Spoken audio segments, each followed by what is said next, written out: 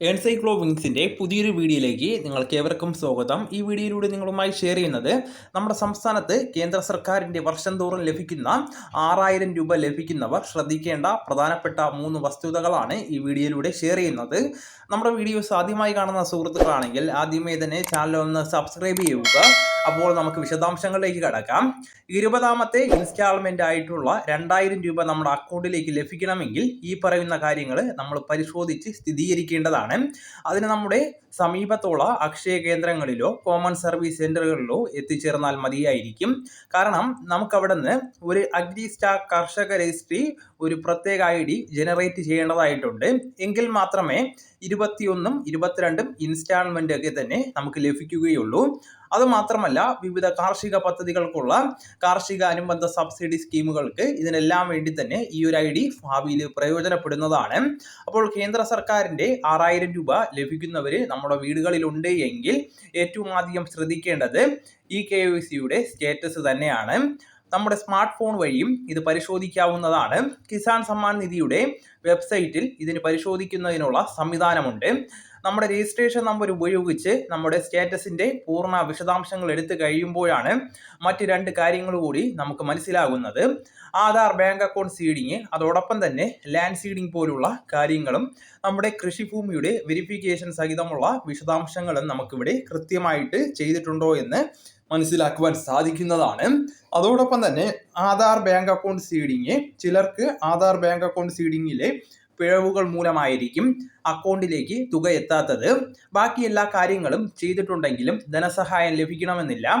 അങ്ങനെയുള്ളവർ ഒരുപക്ഷെ പുതുതായിട്ട് പോസ്റ്റ് ഓഫീസിൽ അക്കൗണ്ട് ആരംഭിക്കേണ്ട സാഹചര്യം വരെ വന്നിട്ടുണ്ട്.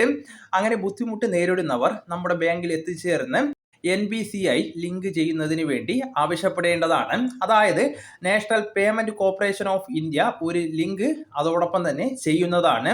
ആധാർ അധിഷ്ഠിതമായിട്ട് ഒരു സീഡിംഗ് ആണ് ഇവിടെ നടക്കുന്നത്. അങ്ങനെ ചെയ്തിട്ടുണ്ടെങ്കിൽ നമുക്ക് തുക തടസ്സപ്പെടുന്നുണ്ടെങ്കിൽ പോസ്റ്റ് ഓഫീസിൽ അക്കൗണ്ട് ആരംഭിക്കുകയും മറ്റൊരു നിവൃത്തി ഉണ്ടായിരിക്കുകയുള്ളൂ.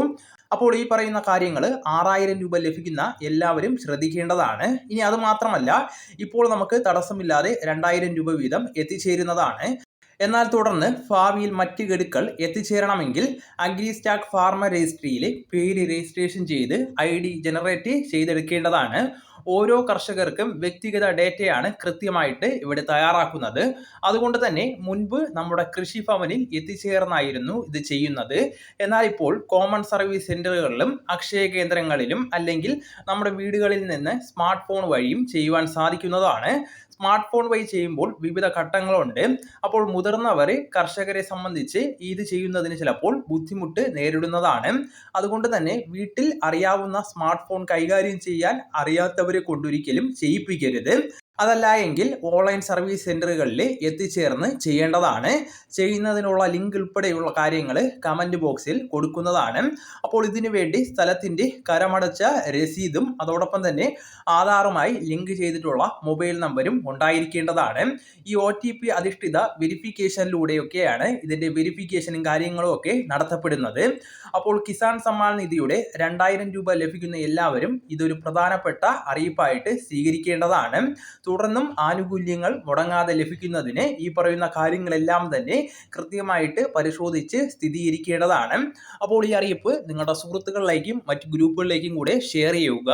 നമുക്ക് തുടർന്നും വിജ്ഞാനപരമായിട്ടുള്ള മറ്റ് വീഡിയോസും ആനുകാലിക വിവരങ്ങളുമായിട്ട് വീണ്ടും കാണാം. അതുവരെ ഗുഡ് ബൈ.